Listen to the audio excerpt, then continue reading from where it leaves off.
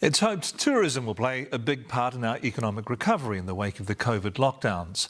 But some visitors have been left feeling ripped off after being charged big bucks for an entry visa that should cost a fraction of what they paid. James Fleury reports.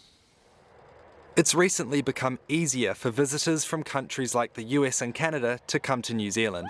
United has recently made history by becoming the first American airline to touch down in the South Island. But some tourists have been left with a bitter taste in their mouth after finding out they've paid way more than they should have for an entry visa.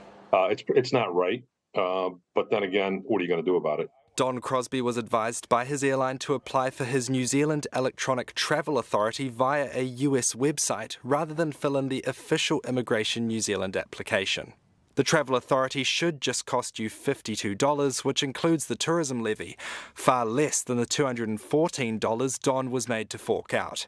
House of Travel's Brent Thomas says the issue is not uncommon, as there are so many websites to choose from. Some of them have almost like a mirror image of the actual official websites as well. So it's quite hard for someone who doesn't travel a lot often to see the differences. Immigration New Zealand says while tourists are encouraged to double check they're visiting the official government website, they say most of these third-party sites are legitimate and the extra costs are usually made up of administrative fees and extra travel assistance. But Crosby says he's a seasoned traveller and believes the website provided no extra help. I filled out the form myself. There wasn't any extra assistance, believe me.